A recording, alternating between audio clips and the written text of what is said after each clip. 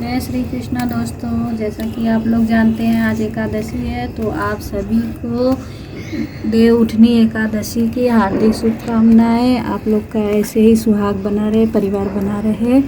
तो आप लोग जानते हैं एकादशी दिवाली के बाद पड़ती है, तो एकादशी की व्रत कथा भी बहुत ज़्यादा प्रचलित है। तो मुझे जहाँ तक पता है मैं आपको बताना चाहूँगी एक व्रत कथा एकादशी से रिलेटेड। तो चलिए भगवान श्री कृष्ण का नाम लेते हुए हम एकादशी व्रत कथा का आरंभ करते हैं। जय श्री कृष्ण। तो एक बार प्यार से बोलिए जय श्री कृष्ण। तो चलिए मैं आपको एकादशी व्रत कथा सुनाती हूँ। तो हमारी कहानी शुरू होती है। एक राजा रहते हैं, उनके राज्य के सभी लोग, चाहे वहाँ पे काम करने वाले कारीगर हो, चाहे पशु हो, चाहे कोई भी हो, वहाँ पर एकादशी व्रत किया जाता है। उस व्रत में किसी को भी अन्न ग्रहण नहीं करने दिया जाता, यहाँ तक कि पशुओं को भी अन्न उस दिन नहीं दिया जाता, उनको भूखा रखा जाता है। तो इस एकादशी का व्रत आता है। वही गलती हो तो हमें माफ़ करना। तो चलिए मैं शुरू करती हूँ फिर से।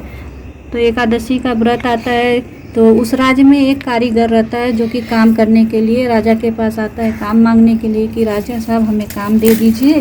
राजा साहब बोलते हैं ठीक है, हम तो बाकी दिनों में तुमको अन्य पैसे वगैरह सब कुछ देंगे, लेकिन एकादशी हमारा एक शर्त है कि हम तुम्हें काम देंगे, लेकिन बस यही शर्त हमारी है कि आपको बाकी दिनों में तो पैसे अन्न वगैरह सब कुछ मिलेंगे, लेकिन आपको एकादशी वाले दिन आपको ना कोई अन्न मिलेगा ना कुछ मिलेगा, आपको उस दिन भूखे ही रहना पड़ेगा और एकादशी का व्रत करना पड़ेगा। तो उस समय तो वो कारीगर मान गया। कुछ दिनों बाद एकादशी का व्रत पड़ा, उससे भूखा रहा नहीं गया, सभी लोग भूखे थे। तो आके राजा से कहता है, राजा साहब हमें अन्न दे दीजिए, हमसे भूखा नहीं रहा जा रहा है। तो राजा साहब को दया आ जाती है, तो उसको अन्न दे देते हैं। तो वो अन्न वगैरह लेकर नदी किनारे जाता है, भोजन को तैयार करता है। भोजन को तैयार करके भगवान विष्णु को आह्वान लगाता है, प्रभु आप आइए हमारे साथ भोजन ग्रहण के लिए। तो ऐसे कई बार करता है, तो भगवान विष्णु उसकी प्रार्थना से प्रसन्न होकर प्रकट होते हैं और उसके साथ भोजन ग्रहण करते हैं। तो फिर भगवान ग्रहण करके अंतर्धान हो जाते हैं। फिर वो कारीगर अपने नित्य कर्मों में लग जाता है। फिर ऐसे ही कुछ दिन बाद फिर अगले साल की एकादशी आती है। उस दिन भी ऐसा ही होता है। तो उस दिन भी प्रभु आते हैं, खा पी कर चले जाते हैं। फिर अगले दिन, उसके एकादशी के अगले दिन वो राजा से कहता है, राजा साहब आप हमें कल जो अन्न दिए थे उससे दुगना अन्न हमें दे दीजिए, क्योंकि हमें वो पर्याप्त नहीं बचा। भगवान आए, भोजन करके चले गए, हमें ही खुद अन्न नहीं बचा, हम तो भूखा ही रह गए।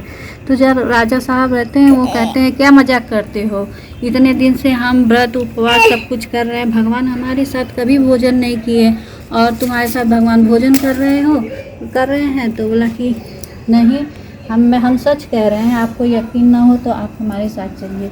अगले दिन राजा साहब उसको दोगुना भोजन की व्यवस्था करके उसको सामान दे देते हैं। तो वो लेकर जाता है नदी किनारे, भोजन की व्यवस्था करता है और भगवान का आह्वान करता है, हे विष्णु भगवान आप हमारे यहाँ आइए, भोजन करिए हमारे साथ। वो कई बार आह्वान करता है, तो भगवान जी नहीं आते हैं और राजा साहब भी पेड़ के पीछे से छुप के देखते रहते हैं।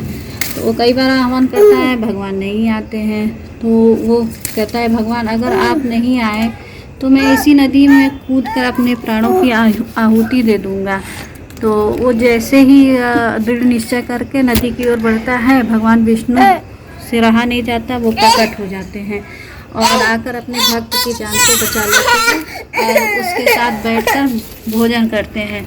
राजा साहब ये सब देखते रहते हैं। तो वो बस तो राजा साहब देखते रहते हैं, वो समझ जाते हैं कि व्रत उपवास इन सब से करने का कोई फायदा नहीं है। बस हमारी हृदय जो है, हमारा आत्मा और हमारा मन स्वच्छ होना चाहिए, जिससे भगवान खुद अपनी कृपा दृष्टि बनाए रखते हैं। तो इस व्रत कथा से हमें यही शिक्षा मिली है कि व्रत कथा उपवास वो तो आपकी अपनी इच्छा है, पर बस अपना मन अपना हृदय स्वच्छ रखिए, भगवान अपनी कृपा आपके ऊपर बनाए रखेंगे। तो एक बार प्यार से कहिए जय श्री कृष्णा, जय जय माता, माता, जय श्री कृष्ण।